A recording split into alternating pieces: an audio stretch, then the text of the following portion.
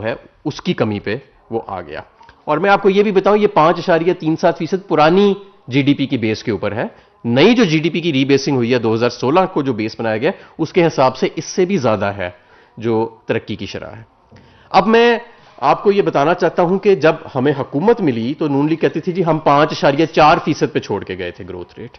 یہ درست ہے کہ ان کے آخری سال میں, ہمارے تو تیسرے سال میں یہ 5.4 ہوئی ہے نا, ان کے آخری سال میں جو 5.4% گروتھ ریٹ ہوئی تھی اس کی قیمت کیا ادا کی تھی قوم نے؟ سرکولر ڈیٹ 450 ارب کے حساب سے بڑھی اس سال میں. زر مبادلہ کے ذخائر آدھے رہ گئے ان کے اخیر کے 17 ماہ کے اندر. پاکستان کو تمام انٹرنیشنل کریڈٹ ریٹنگ ایجنسیز نے ڈاؤن گریڈ کر دیا. ایکسپورٹس جو تھیں ان میں کوئی خاطر خواہ اضافہ وہ نہیں لا سکے اپنے 5 سال کے اندر. ملک کے قرضے جو ہیں وہ 7.5 ارب ڈالر سالانہ کے حساب سے بڑھے ان کے آخری سال کے اندر. اس قیمت کے اوپر انہوں نے 5.4% کا گروتھ حاصل کی اور پھر ساتھ یہ بھی کہہ دیا کہ جو اگلا آنے والا آئے گا اس کو آئی ایم ایف کے پاس جانا پڑے گا. اس کے مقابلے میں ہم نے تیسرے سال میں 5.4% کی گروتھ حاصل کی. زر مبادلہ کے ذخائر کم ہونے کی بجائے بڑھے. کرنٹ اکاؤنٹ جو ہمیں بلند ترین شرح پہ ملا تھا, آپ کو یہ یاد ہوئے گا آخری سال میں مسلم لیگ نون کے یہ جو گروتھ آئی تھی 20 ارب ڈالر کا کرنٹ اکاؤنٹ ڈیفیسٹ تھا. ہمارے دور میں یہ جو 5.37% پچھلے سال گروتھ آئی ہے اس میں کرنٹ اکاؤنٹ کا خسارہ 2 ارب ڈالر سے بھی کم تھا.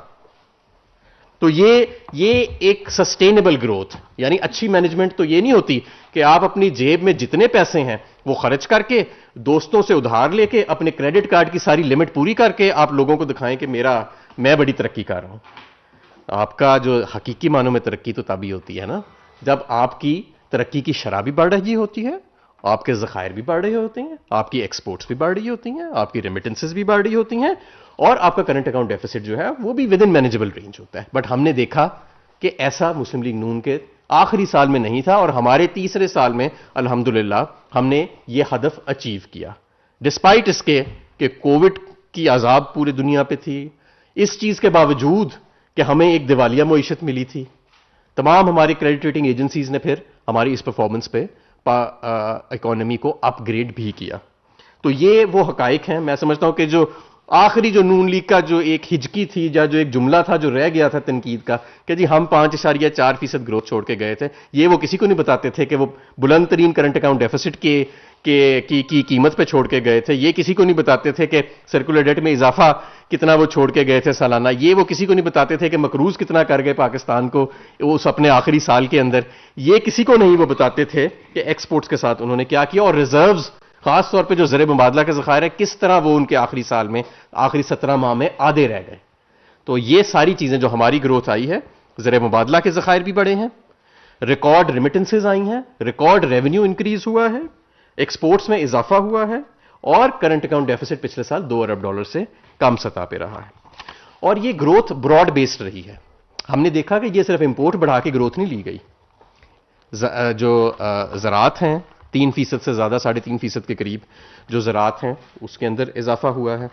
جو آپ کی انڈسٹری ہے 7.8% اس کے اندر اضافہ ہوا ہے اور سروسز کے اندر 5.7% اضافہ ہوا ہے. یعنی کہ یہ ایک براڈ بیسڈ گروتھ تھی جو نہ تو شہروں تک محدود تھی بلکہ دیہاتوں میں بھی وہ گئی زراعت کی بنیاد پہ, اس کے علاوہ انڈسٹری میں بھی گئی اور سروسز میں بھی گئی.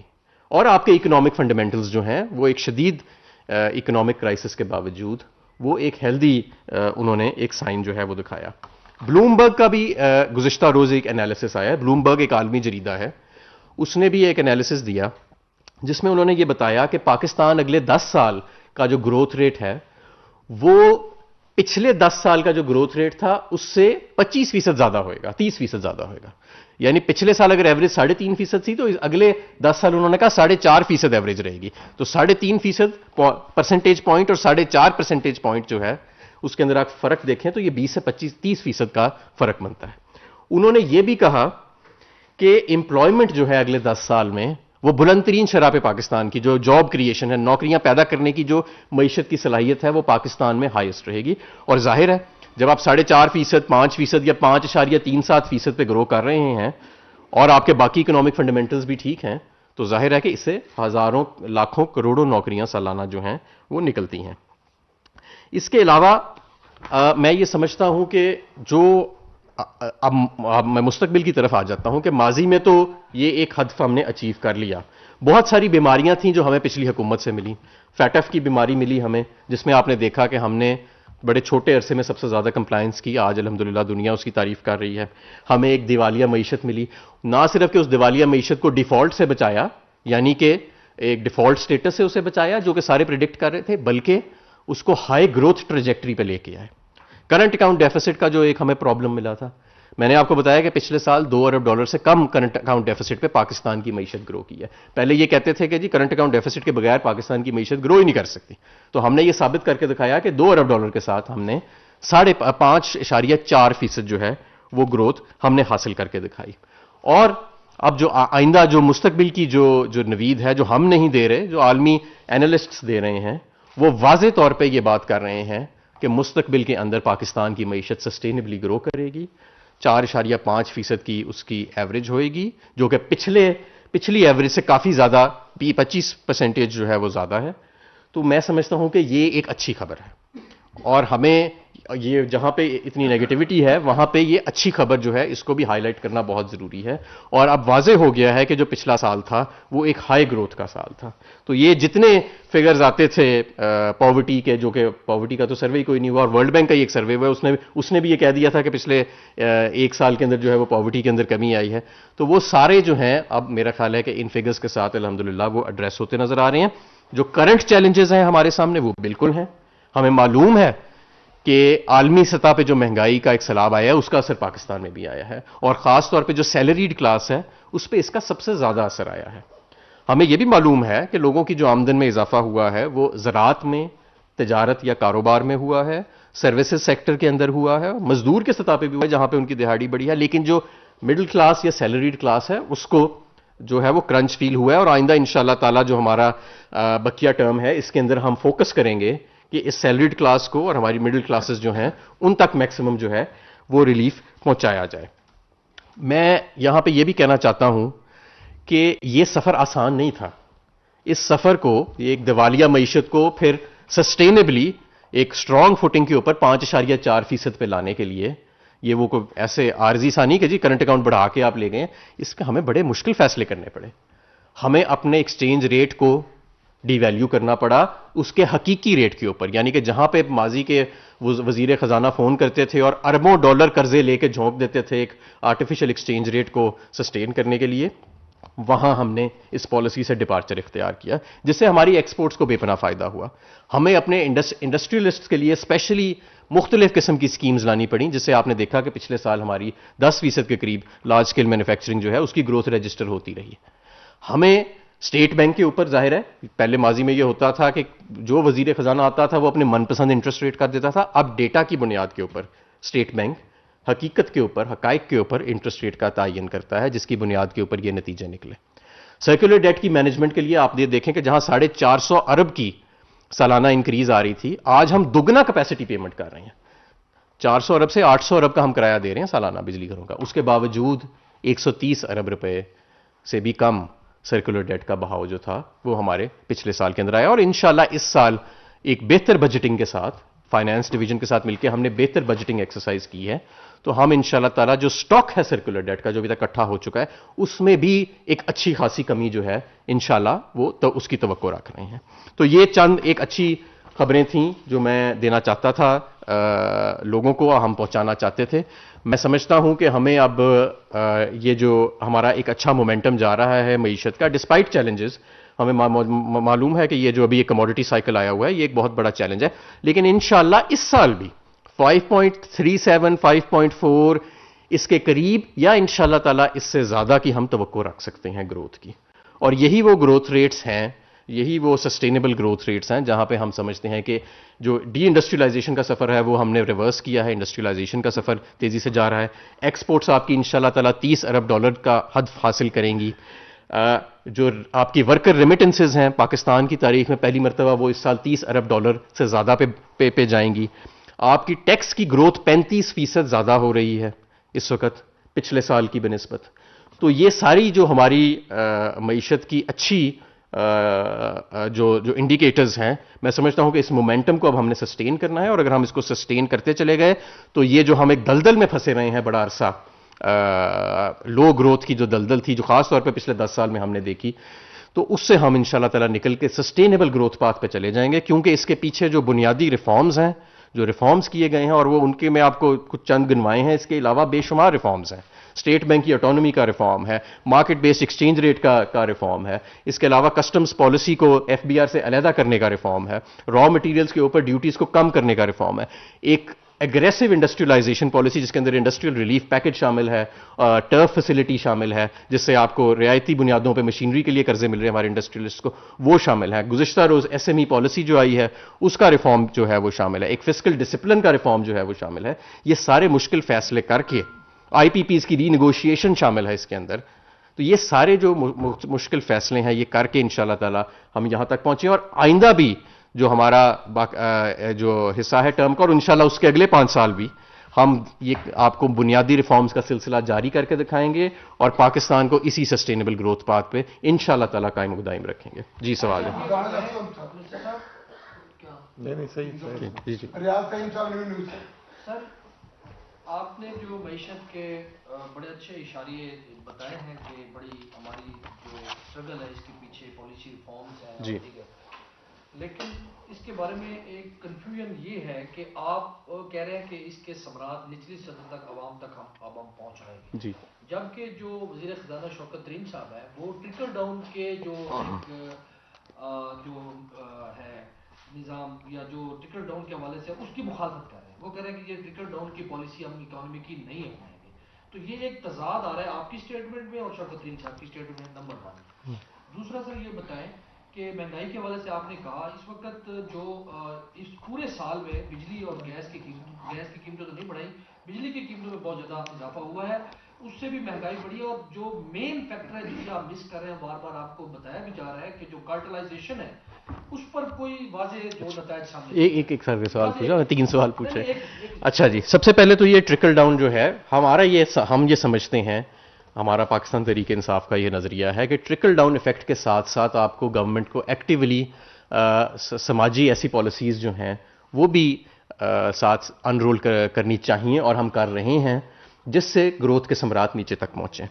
ایسے تو نہیں ہے، دیکھیں نا، اگر 5.4% پہ آپ کی معیشت گرو کی ہے تو ظاہر ہے کہ لاکھوں نوکریاں بھی پیدا ہوئی ہوں گی، اور ہمیں پتہ بھی ہے کہ جب لارج اسکیل مینوفیکچرنگ 10% پہ گرو کر رہی ہے تو ہزاروں کارخانے نئے لگ رہے ہیں، نئے کاروبار جنم لے رہے ہیں اکانومی کے اندر۔ آپ کسی بھی مارکیٹ میں چلے جائیں، کسی تاجر سے پوچھیں کہ ٹرانزیکشنز کا کیا سلسلہ جا رہا ہے، کیا بکری میں کوئی مسئلہ آ رہا ہے، بڑی ہوئی ہے، تو آپ کو پتہ لگے گا کہ بڑی ہوئی ہے۔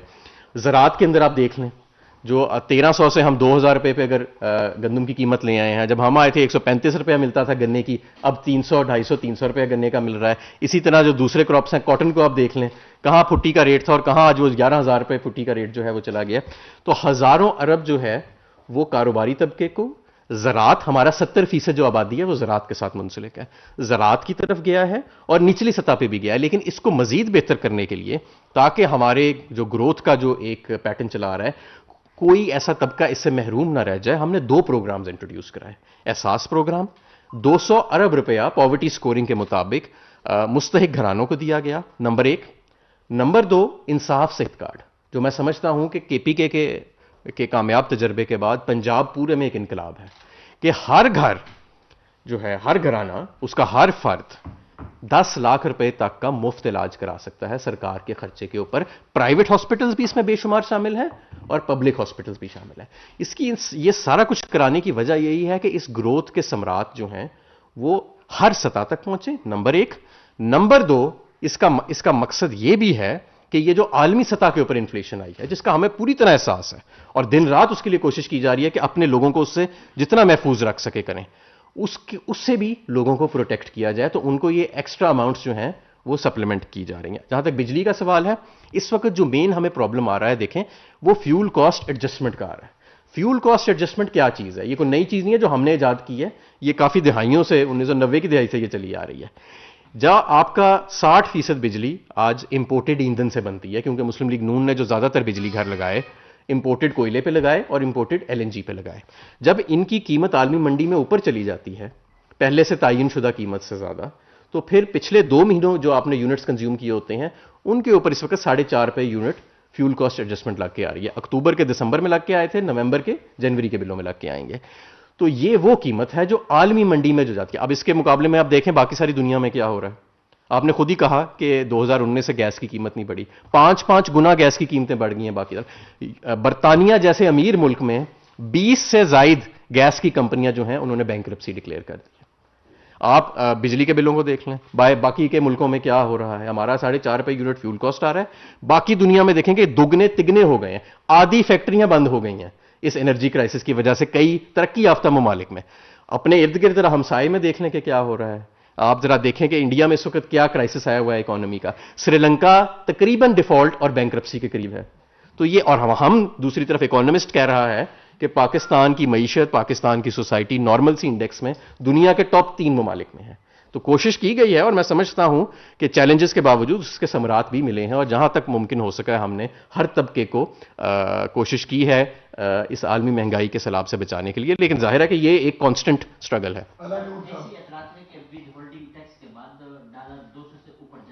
کوئی ایسی بات نہیں ہے, ایسی سنسنی پھیلانے کی کوئی ضرورت نہیں ہے. فی الحال تو جو روپیہ ہے وہ اپریشیٹ ہی کر رہا ہے, اپنی ویلیو گین کر رہا ہے. کوئی ایسا 200 روپے والا کوئی ایسی چیز کو خطرہ انشاءاللہ نہیں ہے. نہیں, وہ اس میں ایک بات کلیئر کر دوں. ان کو جو ایکسچینج کمپنی ہے ان کو 2016 کا ٹیکس نوٹس گیا تھا, تو انہوں نے کہا کہ یہ ٹیکس اگر ہم نے دینا ہوگا تو ہم ڈالر کی قیمت بڑھا. ہاں نہیں, ایسی کوئی بات نہیں ہے, کوئی ایسی اس میں سنجیدگی نہیں ہے. وہ غلط خبر ہے. صاحب یہ بتائیے گا کہ ابھی آپ نے بتایا کہ ملک بڑے ترقی کر رہے ہیں اور ماشاءاللہ ہر چیز جو ہے پازیٹیو جا رہی ہے, لیکن اس سب کے باوجود جو ہے ہمیں یہ دیکھنے میں آیا ہے کہ روپے کی ترقی جو ہے وہ رکی ہوئی ہے اور وہ مسلسل ڈی ویلیو ہوا ہے. جی جی جی جی, ابھی تک یہ نہیں ہوا کہ روپے میں استحکام آیا ہو جی, جس سے عام آدمی پہ کو افیکٹ اچھا اثر پڑے. جی. اور دوسرا سر جو گیس کی مینجمنٹ ہے وہ آپ کے بہت زیادہ بری ہوتی جا رہی ہے. اب تو لوگوں کے گھروں میں گیس ملنا بھی بند ہوگی, یہ اس کی کیا وجوہات ہے؟ جی, پہلے تو یہ کہ دیکھیں یہ جو روپے کی قدر ہے اس کو مارکیٹ ڈٹرمن کرتی ہے, اور تمام جو ایمرجنگ اکانومیز ہیں اس میں آن ایوریج پچھلے یہ جون سے آن ورڈز 10% جو ہے وہ ڈی ویلیویشن آئی ہے. ہماری بھی اتنی ہی آئی ہے, ہماری باقی ممالک سے نہ کوئی زیادہ آئی ہے نہ کم آئی ہے. اگر آپ چاہتے ہیں تو اس کا ڈیٹا بھی آپ کو سپلائی کر دیا جائے گا. میرا خیال ہے مزمل صاحب نے کافی مرتبہ یہ ڈیٹا ٹویٹ بھی کیا ہے کہ اگر آپ ایمرجنگ اکانومیز کا ڈیٹا دیکھیں تو جہاں جتنی وہاں پہ ڈی ویلیویشن ہوئی ہے اتنی کی یا اس سے تھوڑی سی کم ہمارے یہاں پہ ہوئی ہے. گیس کے حوالے سے دیکھیں, گیس جتنی زمین سے نکل رہی ہے ایک لمیٹڈ ریسورس ہے, اتنی ہی حکومت نے آگے دینی ہے نا. باہر والی گیس تو اس وقت بہت مہنگی ہے, وہ تو 10 گنا مہنگی ہے. آپ کی جو لوکل گیس ہے وہ اس کا $2 ریٹ ہے, باہر والی جو ہے وہ اس وقت کم ہو کے بھی $25 پہ کھڑا ہے. تو اس گیس کو کیسے آپ نے ڈسٹریبیوٹ کرنا ہے وہ اس کا ہم نے ایک کیبنٹ نے تعین شدہ فیصلہ کیا ہوا ہے کہ ہر سیکٹر جو ہے اس کو کتنی گیس جانی ہے. میں آپ کو یہ بھی بتاتا چلوں کہ سوئی ناردرن گیس پائپ لائنز کے جو نیٹ ورک ہے اس کے اندر 1870 جو یونٹس ہیں آؤٹ آف تقریباً 2100 کے 2300 یونٹس, ان کو ایک دن بھی بجلی 1870 کو 2300 میں سے بجلی کا گیس کی کمی کا سامنا نہیں کرنا پڑا. پورے ان کو بلا تعطل جاتی رہی ہے. کراچی کے اندر تو ویسے سٹے لیا ہوا ہے. 1900 انڈسٹری تھی, جنرل انڈسٹری, جس کو کٹ کر کے ڈومیسٹک سائٹ پہ گیس دے دی تھی, انہوں نے سٹے لے لیا. ان میں سے 200 کو کٹ کیا گیا اور باقی جو ہے ان کو گیس جو ہے وہ فراہم کی جا رہی ہے. ہاں, اس کی وجہ سے کراچی کے شہریوں کو ضرور تکلیف کا سامنا کرنا پڑا ہے, اور ہم سندھ ہائی کورٹ میں وہ کیس جو ہے وہ پوری طرح لڑ رہے ہیں. لیکن اس کے علاوہ جو ہمارے پاور پلانٹس ہیں جو سسٹم گیس پہ ہیں بلا تعطل چل رہے ہیں, کوئی ایک دن میں ان میں ناغہ نہیں آیا. جو ہمارے فرٹیلائزر پلانٹس ہیں جو بند بھی ہو جاتے تھے 1 نومبر سے, اس سال وہ بھی چلتے آ رہے ہیں. شاید 2 یا 3 دن ہوئیں گے پوری سردیوں میں جب ان کو پریشر کا کوئی ایشو آیا, ورنہ کیونکہ یوریا جو ہے اس کی ڈیمانڈ بہت زیادہ ہے اس سیزن, تو ان کو بھی چلایا جا رہا ہے. تو اگر آپ باقی ساری دنیا کا مقابلہ کریں کہ وہاں گیس کا کیا حال ہے, آدھے کارگوز ان کے مسنگ ہیں, ہمارے 80 سے 90% کارگوز الحمدللہ آنر ہوئے ہیں. تو اگر آپ باقی ساری دنیا کے ساتھ موازنہ کریں تو میں سمجھتا ہوں کہ چیلنجز کے باوجود صورتحال بہتر رہی ہے. آخری سوال جی سر. کے پی کے وزراء کو آپ سے یہ ریزرویشن ہے کہ جو عمر ایوب صاحب ان کے مختلف منظوریاں دے کے گئے تھے مختلف قسم کے گیس کے کنیکشن کی یا ان کے منصوبوں کی, وہ آپ نے آ کے روکی ہیں, اور اسی وجہ سے جو ہے پرویز خٹک صاحب کی اور آپ کی پارلیمانی پارٹی میں ایک ہیٹڈ ڈبیٹ بھی ہوئی. اس پہ آپ کا کیا موقف ہے؟ اور دوسرا یہ ہے کہ کھاد کے بارے میں آپ کابینہ میں بھی یہ آگاہ کر چکے ہیں کہ کھاد کا جو بحران نہیں ہے وزیر اعظم صاحب کو, لیکن میرا خود تعلق ایک ایگریکلچر فیملی سے ہے, اور ہم ڈبل ریٹ میں جو ہے وہ یوریا خرید رہے ہیں اور بلیک میں یوریا ملتی ہے. تو کون سا وہ ایریا ہے جہاں پہ کھاد کا بحران نہیں ہے؟ اگر ہم سوشل میڈیا پہ دیکھیں تو لوگ ویڈیوز اچھا ڈال رہے ہیں. تقریر نہ کریں، سوال کریں. دیکھیں آپ کی دونوں اطلاعات غلط ہیں. پہلے تو یہ کہ میرا خٹک صاحب سے نہ کوئی مکالمہ ہوا، نہ انہوں نے میرا نام لیا، نہ مجھے ریفر کیا پوری میٹنگ کے دوران. وہ ایک فیک نیوز تھی اور اس کی میں تردید کر چکا ہوں اس سے پہلے والی پریس کانفرنس میں. دوسری بات یہ ہے کہ صرف کے پی کے نہیں، پورے پاکستان میں نئے ڈومیسٹک کنیکشنز پہ بین لگایا ہوا ہے، کیونکہ ہم ٹاپ 25 ممالک میں بھی نہیں آتے گیس پروڈیوسنگ، لیکن ہمارا گیس کا نیٹ ورک جو ہے وہ دوسرا بڑا ہو چکا ہے دنیا کا. تو ہم نے اس وجہ سے کہ جب تک سپلائی نہیں بڑھ رہی پیچھے سے، ہم مزید گیس کر. اور بائی دا وے یہ ہم نے نہیں کیا، یہ 2011 میں پیپلز پارٹی حکومت نے بھی کیا تھا اور 2011 سے 2017 تک یہ بین رہا تھا. صرف آخری الیکشن کے سال میں نون لیگ نے سیاسی بنیادوں پہ یہ بین اٹھایا تھا. تو ایسی بات نہیں کہ ہم نے کوئی نئی چیز کیا، یہ صرف کے پی میں نہیں، یہ پورے پاکستان میں ہے. یوریا کے حوالے سے کسی نے خان صاحب کو یہ نہیں کہا کہ یوریا کی فراوانی جو ہے وہ ہر جگہ پہ ہے. ان کو وجوہات بتائی گئی ہیں کہ بھئی زیادہ سیل کے باوجود، آپ کو پتا ہے کہ پچھلے سال سے پچھلا سال بھی بہت زیادہ سیل ہوئی تھی یوریا کی. یوزلی 55 سے 60 لاکھ کے درمیان پروڈکشن ہوتی تھی اور سیل ہوتی تھی. مسلم پاکستان تحریک انصاف جب سے آئی ہے 60 لاکھ میٹرک ٹن سے زیادہ ہر سال سیل ہو رہی ہے. پچھلے سال بھی 61 لاکھ ٹن سیل ہوئی ہے، جو کہ 5% زیادہ سیل تھی. 61 لاکھ 43 ہزار ٹن کے قریب سیل ہوئی ہے، جو کہ پچھلے سال سے بھی 5% زیادہ ہے. لیکن اس وقت ڈیمانڈ بہت زیادہ ہے، کیونکہ آپ کی ڈی اے پی کی ڈیمانڈ 30% کم ہو گئی ہے. ڈی اے پی کی ڈیمانڈ 30% کم ہو گئی ہے، وہ امپورٹڈ پروڈکٹ ہے، اس کی قیمت عالمی منڈی کی وجہ سے بہت اوپر چلی گئی ہے. تو لوگ یوریا کی طرف زیادہ آ گئے ہیں، جس کی وجہ سے زیادہ سپلائی ہونے کے باوجود بھی یوریا کی جو ڈیمانڈ ہے اس میں ہمیں شارٹ فالز کا سامنا ہے. لیکن میں سمجھتا ہوں کہ فروری سے صورتحال جو ہے وہ کافی بہتر ہو جائے گی. اور میں یہ بھی آپ کو بتاتا چلوں کہ کیونکہ اس وقت سارے پلانٹس چل رہے ہیں یوریا کے، تو روزانہ کی بنیاد پہ 4.5 لاکھ بوری یومیہ فرٹیلائزر ملز کی پروڈکشن ہے. 4.5 لاکھ بوری ایک دن کی پروڈکشن ہے. تو ایسا نہیں ہے کہ یوریا جا نہیں ہے، سسٹم میں یوریا جا رہا ہے، لیکن اس کی ہمیں وجوہات سمجھنے کی ضرورت ہے کہ اس کی قلت کیوں محسوس ہو رہی ہے. وہ سپلائی فیکٹر نہیں ہے، وہ ڈیمانڈ فیکٹر کی وجہ سے ہے. ظاہر ہے فارمر کی آمدن بھی بڑھی ہے، اس وجہ سے بھی اس کی قوت خرید زیادہ ہے، وہ یوریا زیادہ لے رہا ہے. اور دوسرا ڈی اے پی کی سبسٹیٹیوشن بھی ہو رہی ہے، جو کہ ایکچولی ٹیکنیکلی پاسبل نہیں ہے. ڈی اے پی کی اپنی میرٹس ہیں، اسے آپ یوریا کی جگہ، لیکن ہمارے کسانوں نے ایسا کیا ہے اور یہ ڈیٹا بھی موجود ہے کہ D A P 30% sale down ہو گئی ہے اور یوریا کی جو سیل ہے وہ 5-10% جو ہے وہ بڑھ گئی ہے، جس کی وجہ سے ہمیں قلت نظر آ رہی ہے. لیکن آنے والے دنوں میں یہ بھی بہتر ہو جائے گی. Thank you. وفاقی وزیر توانائی حماد اظہر اسلام آباد میں نیوز کانفرنس کر رہے تھے. انہوں نے کہا کہ لاہور واقعے میں ملوث عناصر کو کیفر کردار تک پہنچایا جائے گا اور کسی کو بھی ملک کی امن و امان کی صورتحال خراب کرنے کی کوشش کامیاب نہیں ہونے دیں گے. قانون نافذ کرنے والے ادارے اس سلسلے کی تحقیقات کر رہے ہیں. معیشت کے حوالے سے انہوں نے کہا کہ معیشت میں اس وقت اشاریوں میں بہتری دیکھنے میں آ رہی ہے، جو کہ ملکی معیشت کے حوالے سے ایک اچھی خبر ہے. موجودہ حکومت نے معیشت کی بہتری کے لیے تمام ممکنہ اقدامات کیے. گردشی قرضوں میں بھی سالانہ کمی آ رہی ہے، جو کہ ایک خوش آئند امر ہے. انہوں نے کہا کہ زر مبادلہ کے ذخائر بڑھ رہے ہیں، ترسیلات زر میں اضافہ ہو رہا ہے، برآمدات میں ریکارڈ اضافہ ہوا ہے اور یہ تمام باتیں اور یہ تمام چیزیں اس بات کی عکاسی کرتی ہیں کہ اس وقت معیشت استحکام کی جانب گامزن ہے.